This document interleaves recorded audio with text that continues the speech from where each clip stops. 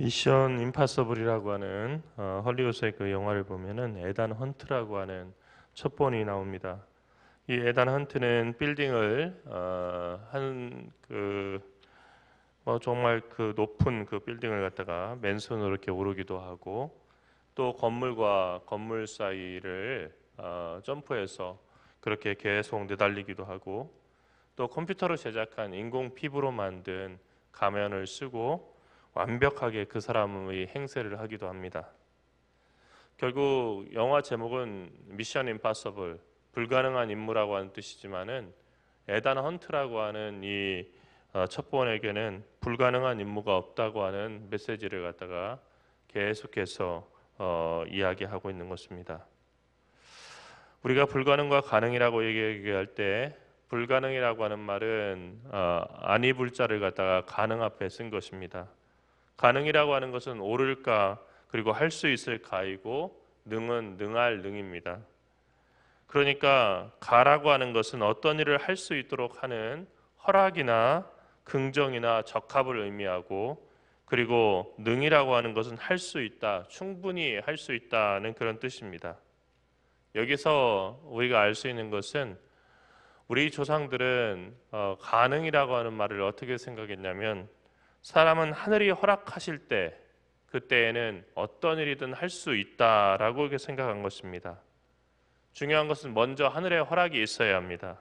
어떤 일을 이루기 위해서 노력하는 것과 함께 기도가 필요한 이유가 바로 여기에 있습니다. 하늘이 허락을 내려야만이 어떤 일을 할 수 있겠다 하는 것이죠. 사도 바울도 내게 능력 주신 자 안에서 내가 모든 일을 할 수 있느니라 라고 얘기를 했습니다. 그런데 이 말씀 뒤에 나오는 모든 일을 할 수 있다는 것은 나는 재판관도 되고 의사도 되고 내가 뭐든지 되고 싶은 거 다 할 수 있고 뭐든지 다 가질 수 있고, 그런 이야기가 아니라 내가 고난에도 처할 수 있고, 그리고 배고픔에도 처할 수 있고, 가난에도 처할 수 있고, 사람으로서 할 수 없는 정말 힘든 일을 갖다가 할 수 있다는 그런 의미였습니다. 그런데 내게 능력 주신 자 안에서라고 하는 말이 영어 성경에서는 through him who gives me strength 해서 내게 능력을 주시는 분을 통해서 I can do everything, 나는 모든 일을 할 수 있다 하는 것이죠. 그러니까 하나님을 통해서 한다면 모든 일을 다 할 수 있다라고 하는 메시지가 여기에 들어있는 겁니다.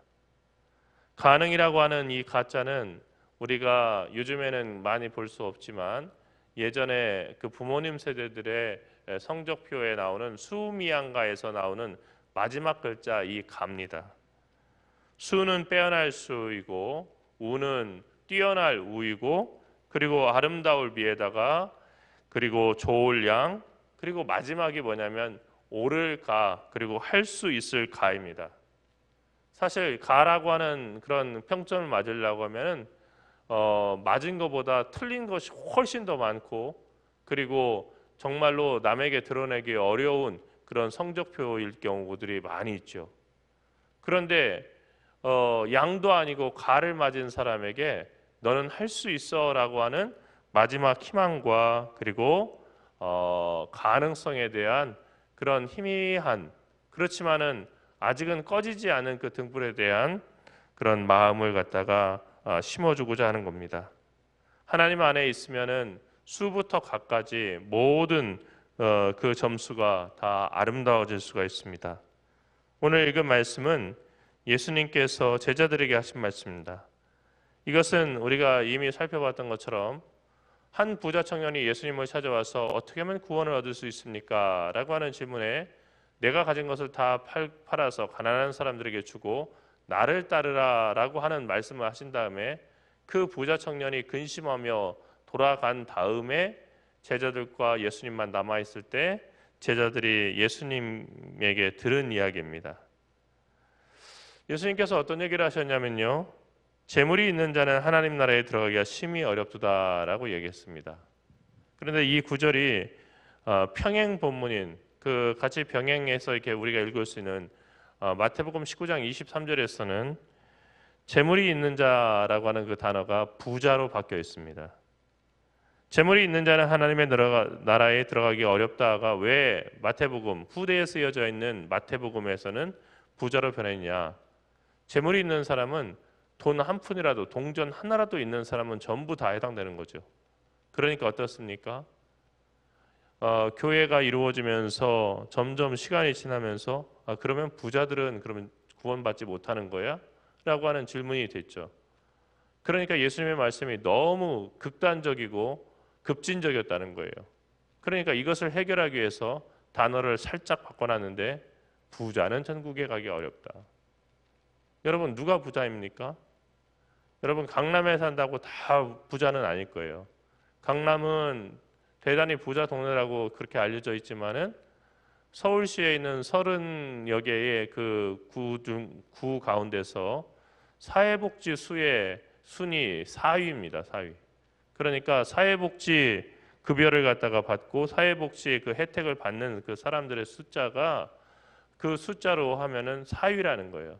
그러니까 강남은요 정말 부자들도 살고 있지만 청담동과 같이 부자들도 살고 있지만은 그러나 이 강남에는 88 올림픽을 하면서 지금의 잠실 운동장 근처에 많이 지어졌던 판잣집이 있었는데 외국인들이 와서 이 판잣집, 가난한 집들을 보면은 우리나라의 그런 품격이 떨어진다. 그리고 한국이 대단히 가난한 사람들만 모여 사는 나라라 하는 이미지를 가질 수 있으니까 안 된다. 올림픽 주경기장 주변에 있는 모든 집을 다 헐어라.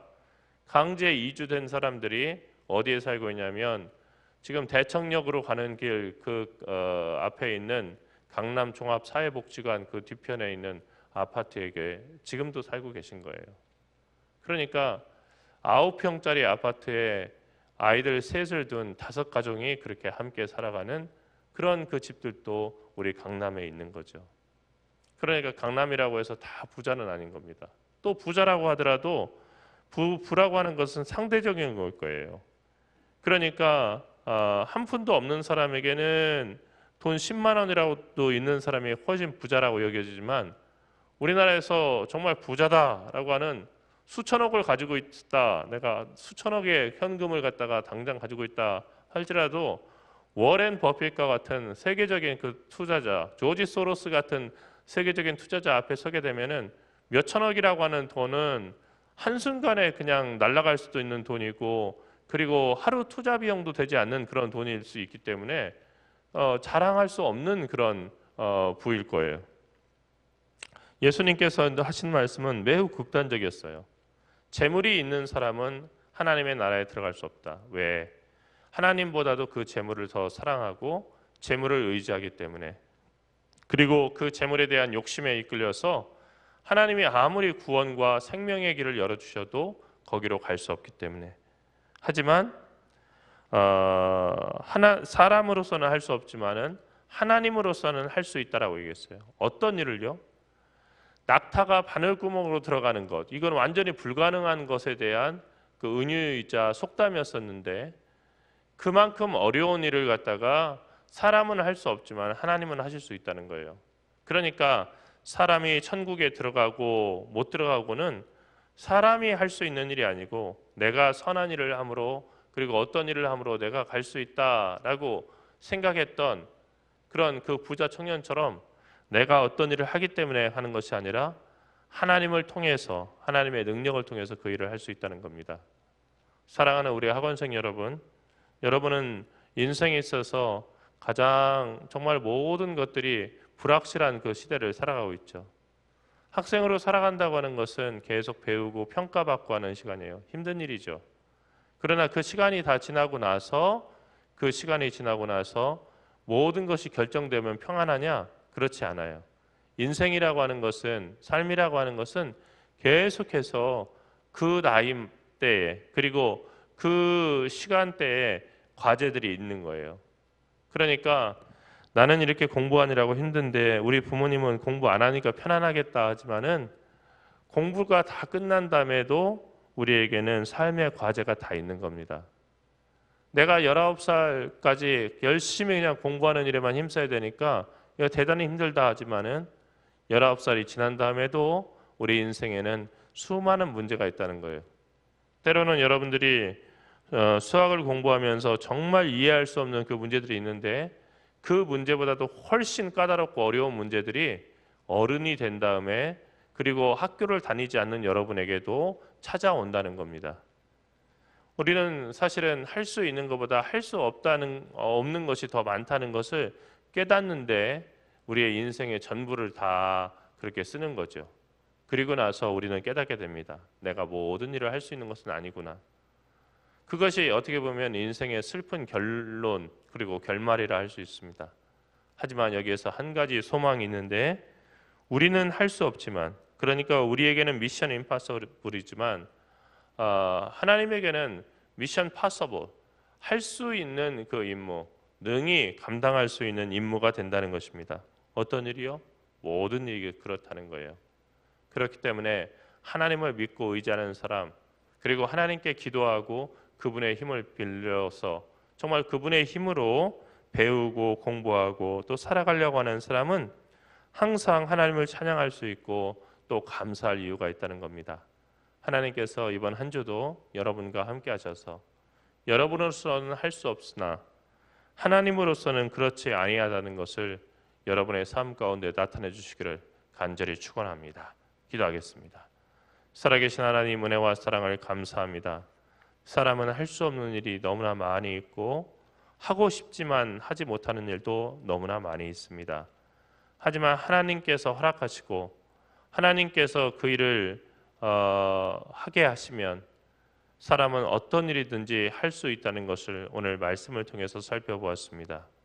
우리의 능력이 아닌 주님의 능력에 주목하게 하시고 우리의 공적이 아닌 하나님께서 우리에게 주시는 신실한 약속에 주목해서 한 걸음 한 걸음 주님과 더 나아갈 수 있는 저희들 되게 인도하여 주시옵소서. 사랑하시는 우리 주 예수 그리스도의 이름으로 간절히 기도드리옵나이다. 아멘.